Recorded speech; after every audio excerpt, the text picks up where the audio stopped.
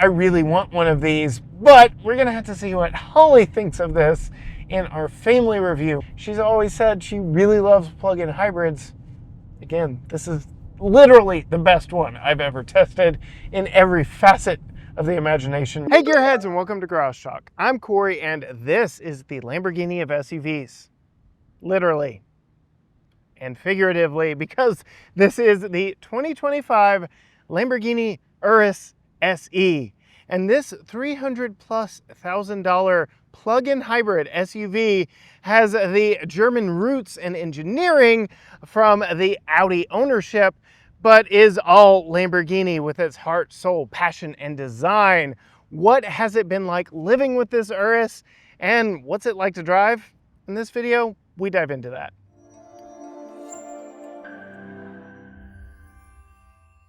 Before we get too far into this video, I do want to say a huge thank you to Lamborghini for providing us with this Urus SE for the weekend. Not only are you going to get this deep dive tour of this, where we go through all the specs and I take you for a drive, but you will also get a family review with Holly behind the wheel giving you her thoughts and opinions, and Tucker in his child safety seat in the back seat that I will install on camera.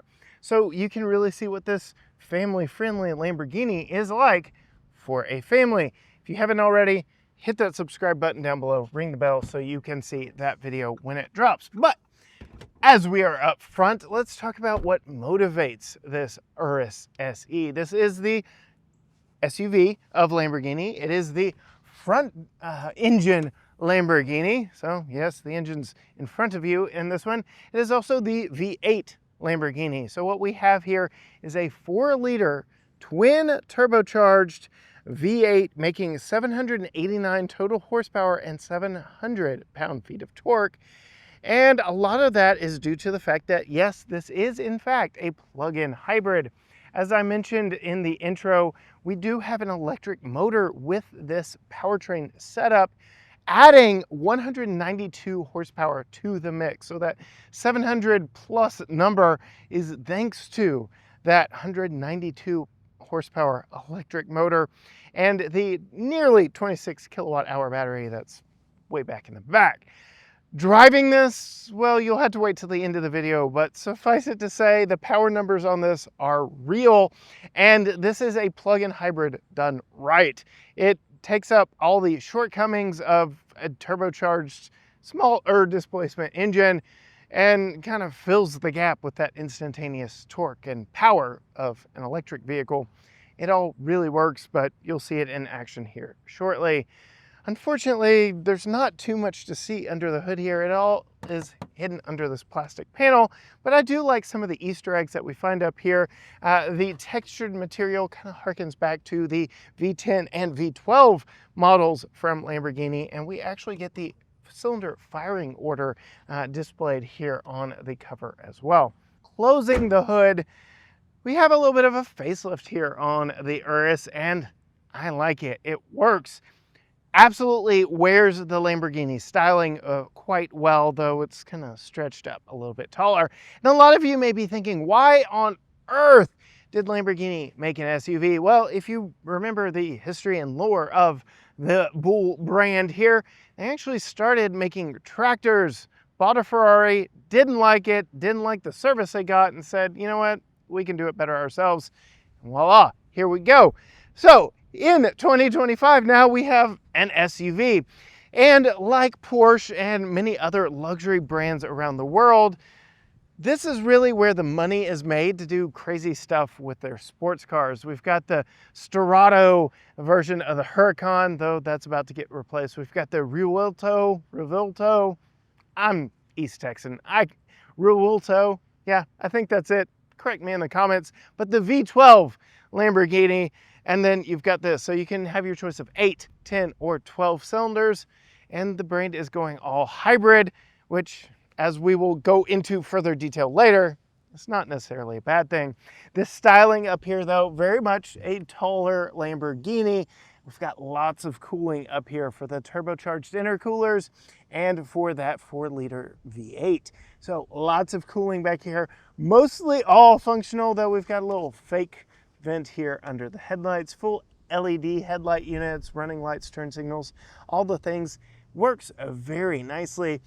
But I will lament one thing that I like but don't love about the style of this particular tester. So I had to bring you in a little bit closer to talk about the style decisions that are slightly questionable to me on this particular model. While I love this deep metallic purple paint, I do believe the name is Italian for Violet Galaxy. It is a pricey option at over $13,000, yes, 1,000, not 1,300, $13,000 for this paint option. I just don't feel like it is wild enough for the Lamborghini brand, though it does fit this SUV quite nicely. It does help it kind of blend in a little, make it a little more subtle than I feel a Lamborghini should be. I feel like it should either be matte black or bright orange. And yes, we did see a bright orange one while we were at Lamborghini Dallas, checking this one out and taking delivery of it. But as we come up to the side of the vehicle, we can talk about wheels, tires, and brakes. We have the optional 23-inch wheel tire package on our particular model. And you can see these kind of diamond style wheels that really set themselves off nicely against that dark purple metallic paint. I think it looks very good. It works very well. Again, it's not very Lamborghini though. That's just a little bit personal preference. We do have staggered width tires. We'll come up here. I do want to go ahead and show you the measurements on the front. We have two 85/35 ZR23s up here.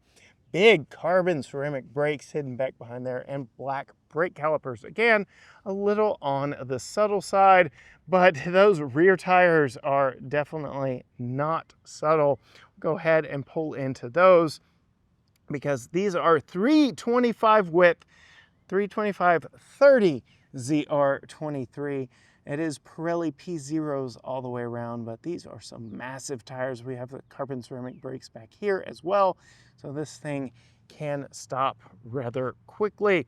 As we pull out and take a look at the profile of the Urus, it's a little understated coming down the side. We do have some cool design lines there on the front fender, though we have that fake fender vent there. It hurts. It hurts in a vehicle that starts at $250. This one stickers at $336,000. We have that fake plastic fender vent there on the side. It's just too painful to me. But we get this tapering roofline, this very SUV coupe-like look. Even though Lamborghini doesn't really call it that, it definitely fits the mold quite well to this tapered back end design. Full LED lights back here as well, very much mimicking the V8 or the V10 and V12 vehicles from Lamborghini. We've got the faux venting there with Lamborghini spelled out across to the back, that if we were in a mid-engine supercar wearing the charging bull, well, that would actually be functional, but there's no way to make that work here. It just ties the brand together. I will forgive them that back here on the back. And I love the fact that you get the Lamborghini script in chrome back on the back. Following this back from Dallas, as Eric and I took turns driving it home, it definitely helps this vehicle stand out, especially with this, again, understated $13,000 paint job. We do get some functional venting here on the side. We get optional large matte black exhaust tips back here that are mounted on the corners. This thing really does have a very powerful stance from any direction, but most notably from back here. You can see just how wide those back tires are. Oh my goodness, helping put the over 700 horsepower down very nicely. As we come up to the back of the vehicle itself, we do have a power opening hatch on this. Of course you do at 300,000, and we get a decent amount of space back here. That sloping roof line notwithstanding, because, well, you do get this hard shelf. It is removable. You also get this auxiliary panel, so the entire back window is shielded from everything underneath back here. And this is where the 25.9 kilowatt hour battery resides for that hybrid system. So I can't lift this up. I can't show you anything underneath here. That is all battery. This one does come with the charge cord, though we haven't needed it thanks to our partners with Electron. Our home charger helps keep this thing plugged up and ready to go because it is, of course, a plug-in hybrid. And then if you need a little help loading the vehicle up, you can simply hold this button right here and lower the Urus down so it is easier to lift things up into it. Or if you're taller and just need it up a little bit higher for loading things in for your particular height, you can lift it up from back here. So that is a very nice option just back here from the rear cargo compartment. Since it is a power opening, it is also a power closing, and you can see we have a lock and power close button right here to bring that rear hatch back down and allow you to get on your way. Before we climb in this one and before I show you the key, I do want to show you, yes, there are two ways to power this Urus. We talked about it being a plug-in hybrid. Well, right here is the plug. It is a J1772 plug that allows you to charge it back up at home, though there is a recharge mode where you can use that 4-liter V8 to recharge the vehicle. That is simply push to open. The fuel door is on the other side of the vehicle, and you have to unlock that from inside the vehicle. To get inside the vehicle, Lamborghini does give you this very nice, very substantial key here. It feels very weighty, very premium. And you can see we get lock, hatch release, unlock, and this Lamborghini Shield does allow you to deploy the physical key from the bottom there. There's also a panic button back here on the back, though it is a proximity key, and you can just keep it in your pocket, your purse, wherever you keep your key, and walk up to the vehicle. It is a completely passive system. You can lock it by pressing right there. That power folds your mirrors, and that does lock the fuel door and the power door, and all 4 doors actually lock and unlock. So vehicles actually unlocked. Now these are electronic latches, so while they are physically moving, it is an electronic latch that actually opens the door. And a very interesting thing here that I want to point out, frameless windows here on this SUV. A very premium touch, makes you feel like you are in a sports car, which you are because it's a Lamborghini. When you open the door, though, you can see we're welcomed by a very premium interior, though it is very Audi-like. You can see all of the switchgear is very familiar to anyone who has been in a modern Audi. Everything is an Audi switchgear, which I don't really mind so much in this one. It just feels familiar and it gets the job done. Why spend money re-engineering something that you can grab off the parts bin that wasn't bad to begin with, because there is such a satisfying click to all of the Audi buttons. You can see express up down on all 4 windows. We have individual lockouts for the 2 rear windows, your mirror controls right here, 2-person memory for both front seats, and then the fuel door release and the hatch release right there. We have a nice leather wrapped section up and down on the dash in this. Everything is leather wrapped. We get all this premium stitching, all of which is very nice. As we pan around to the seat controls, multi-way adjustable 4-way lumbar with massage. These seats are very nice and very comfortable. And you can see we do in fact have the optional Lamborghini Shield embroidered on all 4 headrests on the outboard seats here. So that is a very nice touch. Contrasting stitching. This cream interior very much contrasts nicely against the dark exterior, but again, I feel like I would just want something loud and orange and in your face. You sound off in the comments below your thoughts on how this Urus SE is spec'd. Go ahead and get in. These are soft closed doors, so I'm just going to pull it to, and it's going to do the rest for me right there. And then perhaps my favorite thing about this vehicle is how you start it. This metal panel right here, you lift it up, put your foot on the brake, and start it up. Now, as I mentioned, this is a plug-in hybrid, so, well, not a lot happens except for some Audi chimes. The HVAC comes on, helps me out here on this 92-degree day, as the vehicle says. But the engine didn't come on, and it's all kind of boring and quiet in here. And we'll get into that here in just a moment, because there is very little that is boring about this Urus SE. We get some more Audi switchgear over here for the light controls.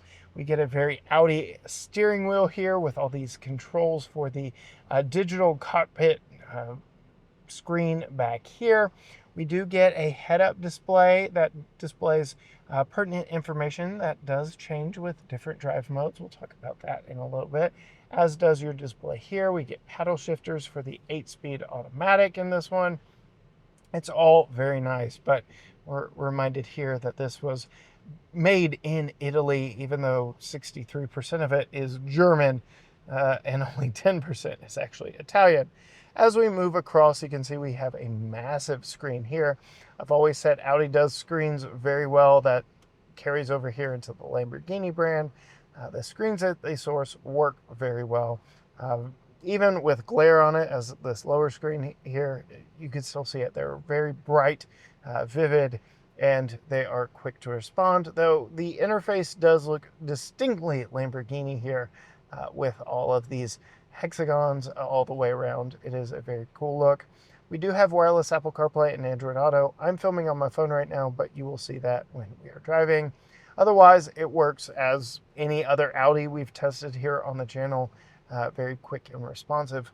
We do have some gloss black throughout the interior that dribbles onto the doors on both sides here, but it is minimal compared to some of the Audis that we've been in, so I like that a lot. We have some metallic finish here and some suede around the console here, all of which is very nice. Some more contrasting stitching. We get Lamborghini to let the passenger know that you are in something crazy if the driver isn't doing that for you.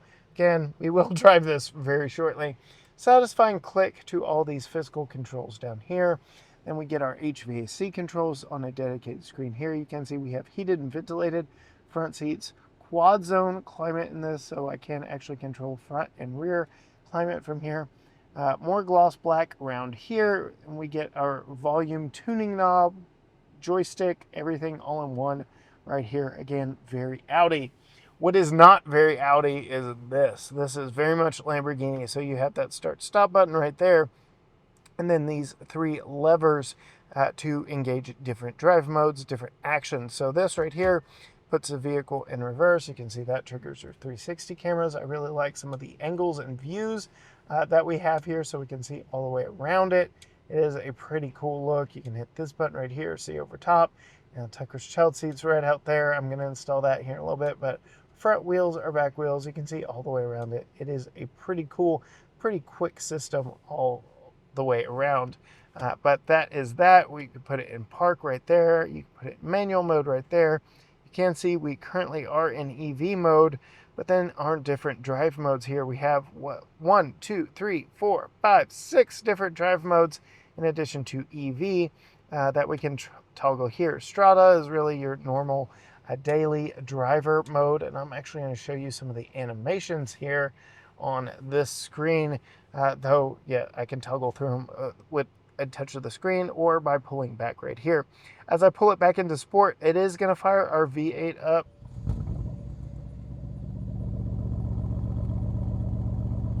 and give us a different animation here. You can see now we've got the active exhaust, even giving us a little noise back there.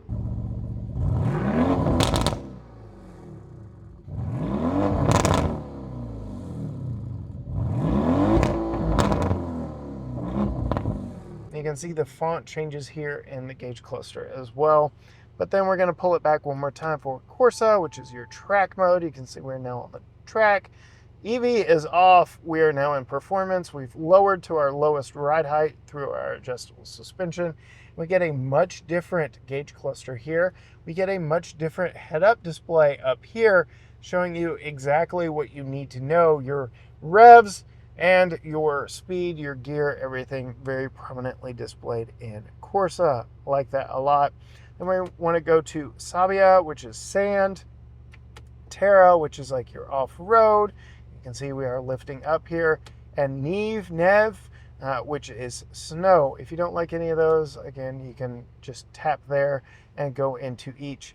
You can see that put us back in hybrid mode. The V8 turned off because I have plenty of charge over here in my battery. My fuel gauge is actually over here, so a little disorienting if you're not used to having two fuel gauges, but we have two fuel sources in this vehicle, so very pertinent information.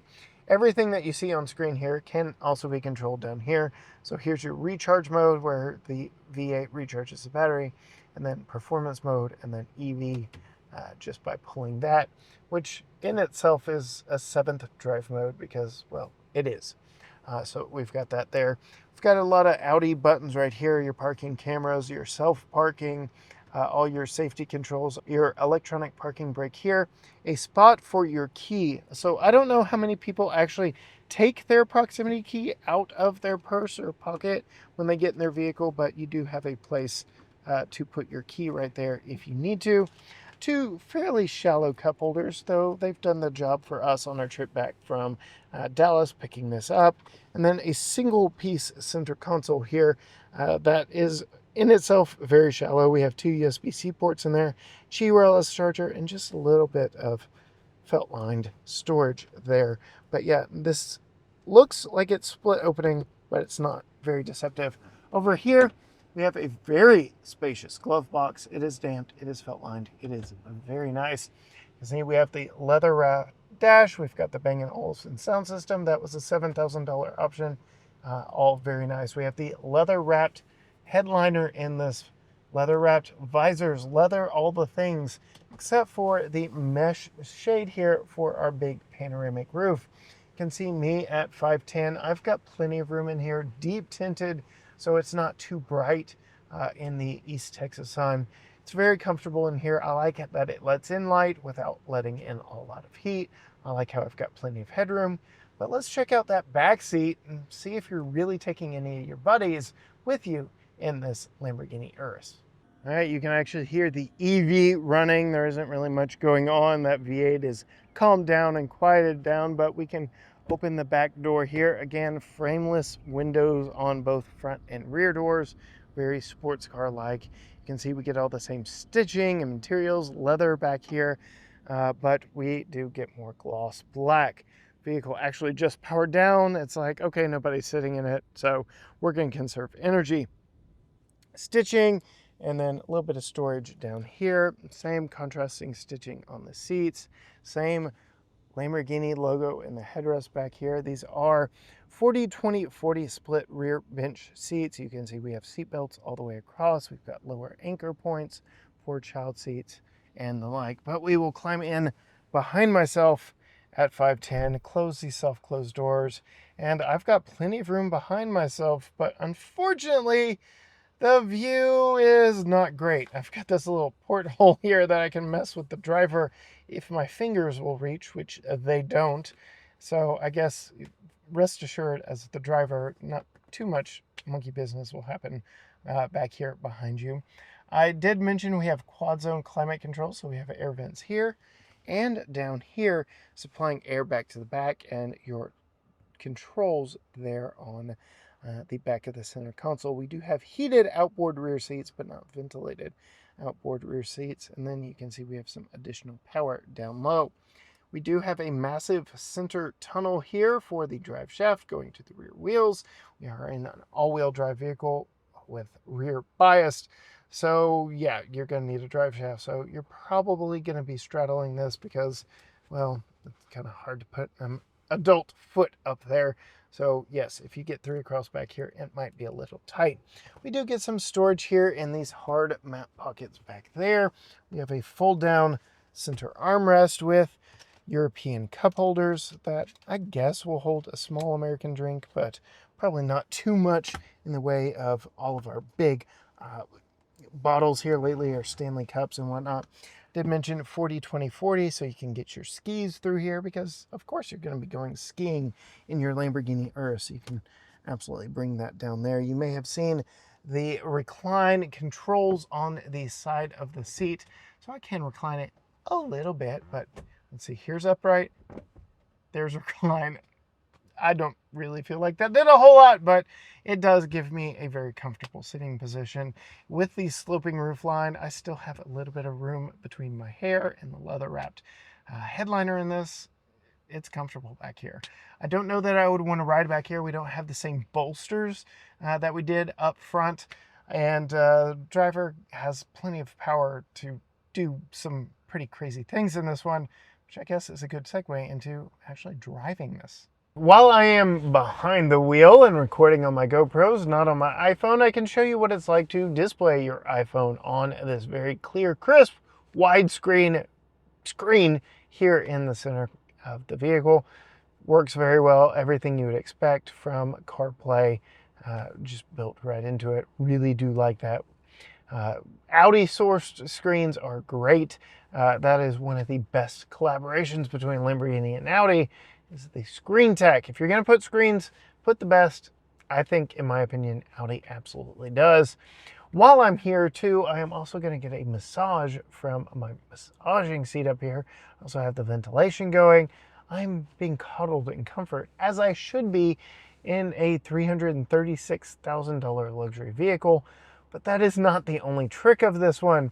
Sure, I can drive it around in EV like I did to get here to this filming location, but we're going to go ahead and put it in Corsa, fire that V8 up underneath the hood, really listen to it roar. Oh my goodness. The burbles and pops are just so good. To actually make this thing move forward, we hit one of the paddles and that puts us in drive. I have park here, reverse here, manual mode, full manual mode that will hold the gears can be achieved by pushing this M here. Now in Corsa, that does stiffen up the suspension and it does lower me to my lowest ride height. All of that to make it the most track capable, reduce body roll, reduce drag, reduce all the negative things about the fact that I'm in an SUV with over 700 horsepower. And we'll see exactly what this is like going 0 to 60. Now, I mentioned this being a hybrid in all of the best ways. It supplements the V8 instead of overtaking it. So I get instantaneous torque from the electric motor with its nearly 200 horsepower. And I get the fill in the gap from the V8. So I'm going to stand on the brake and the accelerator, and oh my gosh, off we go. This thing absolutely rockets. Woo! Yeah. So, as I mentioned, Lamborghini claims 0 to 100 kilometers per hour in 3.4 seconds under ideal conditions. And we got 3.71 in just my very quick little run down a not so level road here. We'll try that again at the end, see if we can't best that by any means, but under 4 seconds in an SUV that is comfortable while my back is being massaged and ventilated, and like, what is life right now? All of which I was still getting that V8 growl. Just listen to it. It's so hard to drive this thing around in EV mode when you could put it in Corsa and hear that. Like, why wouldn't you drive it in any other mode but Corsa? Like, you would annoy the neighbors, that's for sure. I will say, anecdotally speaking, this morning was a perfect example of why you would want EV mode and why I kind of appreciate that this always starts up in EV mode. I was sneaking away to film our joint video for the One Off Garage YouTube channel a little bit before Holly woke up this Saturday morning, and I was able to fire up the vehicle and drive away without making any noise whatsoever to Holly and just sneak away from her. But when you want to make noise, this thing makes some glorious noise by putting it in Corsa. And so, yes, let's talk about all the different drive modes, because I've experienced a bunch of them, and some, no, I haven't put it in Terra mode for off-road or sand mode or snow mode, because no, and I signed an agreement that I wouldn't take this off-road and do anything crazy without getting expressed written permission beforehand. But being able to test this out on the road at its legal limit, yeah, this is really good. In Corsa, as I mentioned earlier, it definitely firms up the suspension and lowers the suspension to give you a more sporty ride. But I can go back into Strada, and that puts it in hybrid mode, and now it is like a typical hybrid. The engine cuts off when it's not needed, and yes, the suspension is nice and cushy and comfortable. It's quite the comfortable SUV as it should be at $300,000. I can even pull this lever here, and that kind of overwrites Strada and puts it in full EV mode. And now the engine's off and I'm cruising in quiet comfort, but why would you? Let's put it back in Corsa. I will say I also like how the gauges change for the different drive modes. When I'm in EV drive mode, I get this little blue line showing me my power usage going around the tach. Here in Corsa mode, I get that same blue line showing me how much power I am adding, supplementing with that electric motor. And I like that a lot. It shows you that, again, this is the hybrid in all the best ways, in that it supplements its V8 power with even more power. It's not like a boring hybrid tuned for fuel efficiency, though I was seeing over 30 mpg on the highway in real world testing here in Texas. So that is saying a lot. It is awfully efficient and awfully powerful. It's the best of all worlds.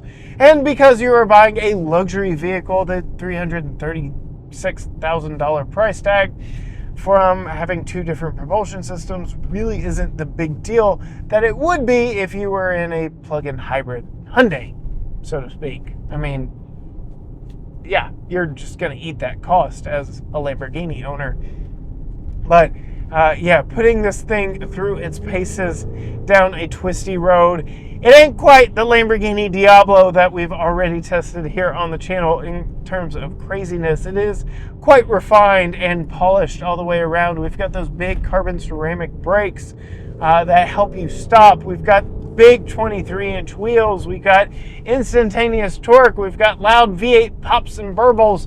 And then again, ventilated seats and massaging seats.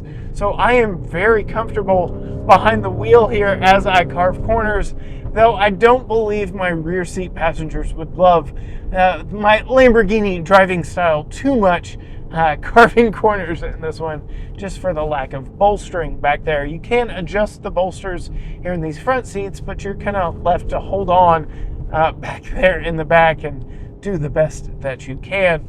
But my goodness, this is a fun SUV. About the only thing I think that even comes close to comparing to the experience I get from the V8, from the acceleration, from just the luxurious nature, would be the Cadillac Escalade V. That thing is equally as loud, but it does it in a completely American way with its 6.2-liter supercharged V8 versus this 4-liter twin-turbo hybrid V8. Very different methods to the same end goal.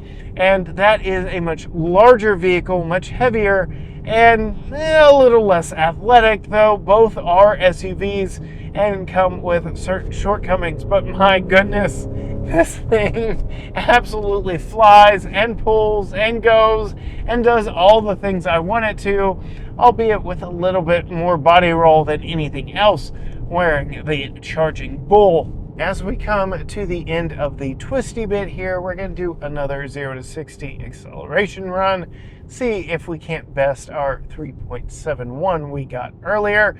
We're going to give it a couple runs here in this one. One is going slightly uphill, the other is going slightly downhill, but hopefully we can do better than that 371. Not that it takes a lot of skill, because we've got all the electronics monitoring everything here in this one. So I simply stand on the brake with my left foot, stand on the accelerator with my right foot, and off we go. Oh my goodness, it is an absolute gut punch. 3.59, and then chesting those brakes out. Oh my goodness. Whew! This thing goes and stops like the best of them. And then it's very easy to maneuver thanks to its four-wheel steering. So yes, those back wheels turn to help you maneuver in a much tighter radius here in this one. All right, one more time. We're going slightly downhill this time. Firm on the brake, firm on the accelerator, and off we go. Oh my goodness. This thing is ridiculous. 3.57 that time, and then, oh my gosh, the brakes. Whoo! This is an experience all the way around. And as I mentioned, we have real metal paddle shifters back here that do allow you to shift through the gears if you want to. Just here in Corsa mode, if I were to pull it, it would do exactly what I want it to. And if left to its own devices, it would start going and shifting back itself. But I can hit this M here next to the starter button, and it will go into full manual mode, and it will allow me to hold the gears.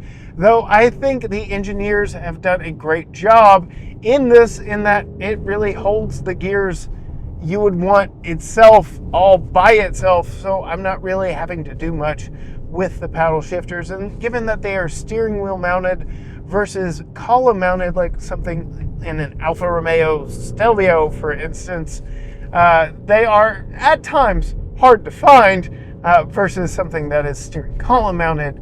But I'd say even carving corners here in Corsa mode on this East Texas back road, it's not beating me up, it's not uncomfortable. I've got great visibility all the way around, even though my back window is a little on the small side. I'm just overly impressed with this Lamborghini. It does share this platform with two other vehicles in the VW group, and that would be the Audi RSQ8 and the Porsche Cayman SUVs, though this is the most ridiculous of the bunch. Its price tag is over 100 grand more than the Audi. Its horsepower is over 100 more than the Audi.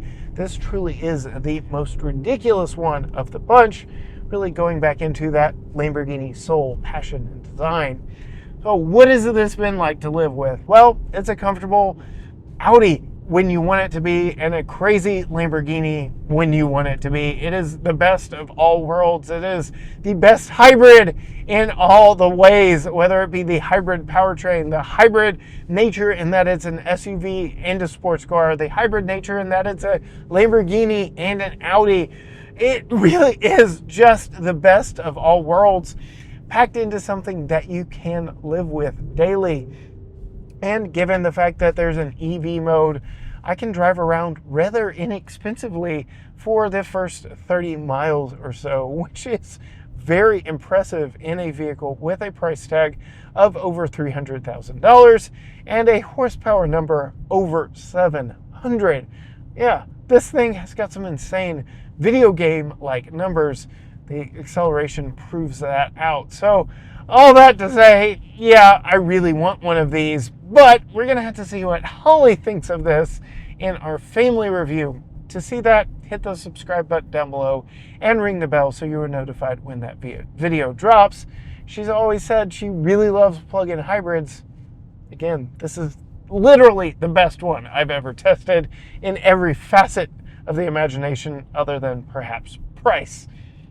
If you want to find more of what we're doing on social media, we are on Facebook, we are on Instagram, Twitter, X, whatever you call it, Threads, TikTok, YouTube, you name it, everything is at GT Garage Talk, or you can go to gtgaragetalk.com. But as for me, in the 2025, a Lamborghini Urus SE. Until next time, gearheads. Bye.